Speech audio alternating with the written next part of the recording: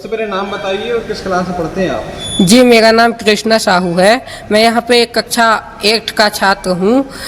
यहाँ पर हमें इतनी परेशानी होती है कि हम रात में ये सोचकर सोते हैं कि हमारा नया सबवेरा किस प्रकार होगा। ये भवन का कोई भरोसा नहीं है, कब गिर जाए और कब क्या हो जाए हमारे साथ। हमें बहुत ही डर लगा रहता है कि कौन सी घटना कब घट जाए यहाँ पर। ये आप इतनी जर्जर बिल्डिंग है और प्लास्टर गिर रहे हैं, आप लोग कैसे रहते हैं आप लोग यहाँ पर? जी, हम बहुत ही मजबूरी में रह रहे हैं क्योंकि शासन को हम पहले ही बता चुके हैं, कई सालों से कई प्रकार के तरीक़ों से मांग रख चुके हैं, लेकिन शासन इस पर कोई भी ध्यान नहीं दे रहा है। आखिर क्यों नहीं सुन रहा आप लोगों की, क्या वजह है, क्या मानते हैं आप लोग? वो तो पता नहीं कि शासन क्या सोचता है, शायद वो किसी बड़े घटना का इंतजार कर रहे हों। तो आप लोगों ने मांग की है?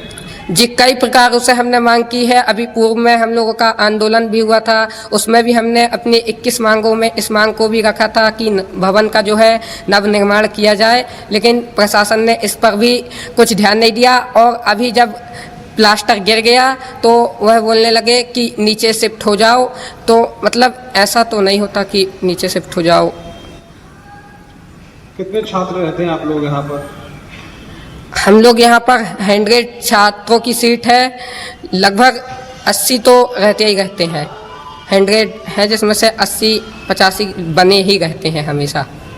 नाम बताइए अपना। जी, मेरा नाम है कृष्णा साहू। नाम बताइए सबसे पहले अपना। जी, मेरा नाम महावीर तिवारी है। मैं कक्षा 10th का छात्र हूँ। महावीर, ये बताओ कि कितनी समस्या होती है आप लोगों को, आप यहाँ रह रहे हो?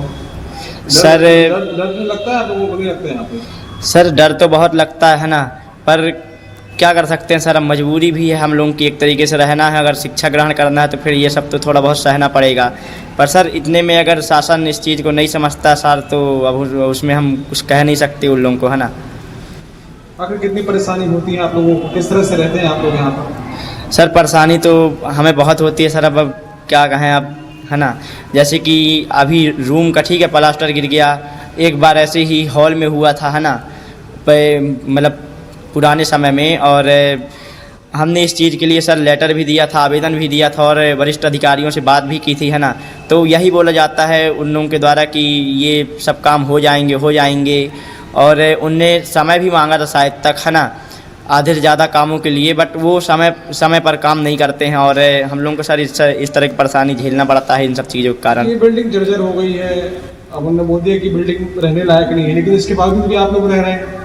तो सर, अब कुछ इसमें हो नहीं सकता। अब हम लोग अगर जाएंगे भी स्कूल से घर भी जाते हैं सर, तो हमारी शिक्षा यानी पढ़ाई का नुकसान होता है सर। उसमें शासन तो जवाबदार होगा नहीं इस चीज़ का कि तुम्हारी शिक्षा का नुकसान हो रहा है, तुम पेपर कैसे दोगे सर। इस चीज़ के लिए अब क्या कर सकते हैं, रहना पड़ेगा मजबूरी में।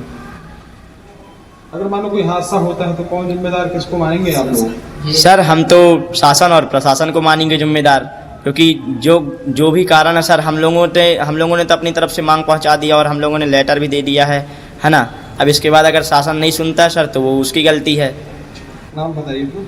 जी, मेरा नाम सर महावीर तिवारी। आशीष, कितनी परेशानी होती है यहाँ पे, कैसे रह रहे हो आप? सर, बड़ी मुश्किल से रह रहे हैं। ऐसी जर्जर बिल्डिंग है, डर लगता है आप लोगों को? बिल्कुल सर, जब रात में सोते हैं तो ऐसा लगता है कहीं रात के ऊपर ही न गिर जाए। और पूरी बिल्डिंग जर्जर ही है? जी बताइए। जी सर, पूरी बिल्डिंग है जर्जर। अच्छा, तो आने जाने में आप लोगों को डर लगता है, नहीं लगता? लगता है सर। क्या नाम आपका? आशिक ठाकुर। जी बताइए, नाम बताओ सबसे पहले अपना। गुड इवनिंग सर, मेरा नाम आर्यन मल्ला है, मैं क्लास 9th से हूँ। किस तरह का हादसा हुआ था कल यहाँ पर? सर, कल समथिंग 8:45 बजे के लगभग एक प्लास्टर जो छत के ऊपर है वो छपाई निकल के नीचे गिर गई थी, और कुछ क्षण पहले ही हमारे साथी वहाँ पर था और कुछ क्षण पहले ही वहाँ से हटा था। अगर वो वहाँ से ना हटता तो पता नहीं आज उसके साथ क्या होता। हो सकता है थोड़ी बहुत चोट ना आके बड़ी चोटों से आ सकती थी, लेकिन शासन को इससे क्या मतलब होना चाहिए? कुछ नहीं, क्योंकि अभी तक तो हम लोग बोलते ही आ रहे हैं, अभी भी बोलते, जैसे इस चीज़ को मेरे को बोलना तो नहीं चाहिए। इतने लोग डेली भगवान को प्राप्त होते हैं, मृत्यु को प्राप्त होते हैं, कुछ लोग और हो जाएंगे, इससे शासन का कुछ नहीं बिगड़ रहा। आप तो मेरे को ये शासन को बार बार बोलते ही शर्म आने लगी है। मैं घर पे होता अगर कुछ चीज़ के लिए जिद करता ना, अब तक मेरी जिद कंप्लीट हो जाती, पूरी हो जाती। लेकिन शासन को पता नहीं, सब कुछ शासन के ही हाथ में है, लेकिन शासन पता नहीं क्यों करना नहीं चाहती। हम अंधे हैं, पता नहीं शासन लगता है इसी का पूरा फ़ायदा उठा रही है। जब हम एक बार हो तो सर हम ध्यान दिलाएं, ठीक है। कई बार हो गया, बहुत, मुझे तो गिनती नहीं आ रही कि हम लोग कितनी बार इन्हें अवगत करा चुके हैं इस चीज़ से कि ये बिल्डिंग जर्जर हो चुकी है, बिल्डिंग का नया निर्माण कीजिए। मैं मानता हूँ इस बात को, वो बिल्डिंग तुरंत निर्माण नहीं हो सकता बिल्डिंग का, लेकिन अगर शुरुआत कर दी जाए सर तो 2 सालों में पूरी बिल्डिंग जर्जर है। बाथरूम कैसे जाते हैं आप लोग? हाँ सर, बाथरूम भी हम लोग जाते हैं, वॉशरूम, लेकिन वहाँ पे भी खतरा है सर। पता नहीं, हम खड़े हैं अपनी कार्य कर रहे हैं, ऊपर से छत गिर जाए। इससे पहले कितनी बार हादसे हो चुके हैं? सर छोटे मोटे हादसे देखे जाए तो होते रहते हैं।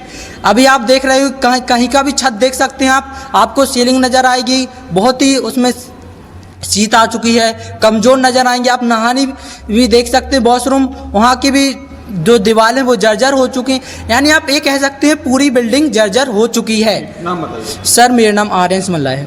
मैं सुरेश यादव, प्रभारी प्रिंसिपल हूँ। जो घटना हुई निश्चित रूप से बड़ी दुखद है। ईश्वर की कृपा है कि कोई बड़ा हादसा नहीं हुआ है। मुझे 10:20 पर हमारे वार्डन महोदय ने इसकी जानकारी दी कि छत से प्लास्टर गिर गया है, वो मीडिया कर्मी आए हैं। तो मैंने मतलब कहा, उन्होंने परमिशन ली मेरे से, तो मैंने कहा हाँ दिखा दीजिए। इसके बाद तुरंत ही मैंने हमारे वरिष्ठ कार्यालय जो सामाजिक न्याय विभाग है उनकी उसकी सहायक संचालक मैडम सोनम है, उनको बताया, और वहाँ के वरिष्ठ लिपिक जो सामाजिक न्याय विभाग के उनको बताया कि भोपाल में आप खबर कर दें। और ये तत्काल फिर हमारी जो नायब तहसीलदार मैडम है रश्मि चौधरी, वो आई, और हमारी जेडी महोदय हैं डिप्टी कलेक्टर शिवांगी जोशी, वे भी आए। उन्होंने भी निरीक्षण किया और इनको बच्चों को वहाँ जो अच्छे कमरे हैं, अच्छी हालत में हैं, वहाँ उनको शिफ्ट करने के लिए निर्देशित किया है। और हम लोग कल ही शिवांगी मैडम के मार्गदर्शन में नया भवन देखने के लिए भी हम गए थे, किंतु वो तेवर में है, बहुत अंदर है, शासकीय भवन है, अभी रमसा द्वारा बनाया जा रहा है, किंतु वो ऐसी स्थिति में नहीं कि वहाँ दिव्यांगजनों को, दृष्टिबाधितों को रखा जाए। और ये जो बिल्डिंग है वास्तव में जर्जर है। इसे पीडब्ल्यूडी ने भी जर्जर घोषित करने की सिफारिश की है, कहें अपन, मतलब विभाग को उन्होंने पत्र दिया है, जिसको हमने तत्काल वहाँ भेज दिया है। और कल भी पीडब्ल्यूडी का निरीक्षण था, तो हमारे जो विभाग वरिष्ठ कार्यालय है उन्होंने एस्टीमेट बनाकर इसको रिपेयरिंग करने की बात कही है। आज ही वहाँ पर एस्टीमेट। बिल्डिंग कब बनाई गई थी कुछ बता? बिल्डिंग ये सन 1975 में यहाँ शिफ्ट हुई है, तो मेरे विचार से 70 से बनना शुरू हुई होगी।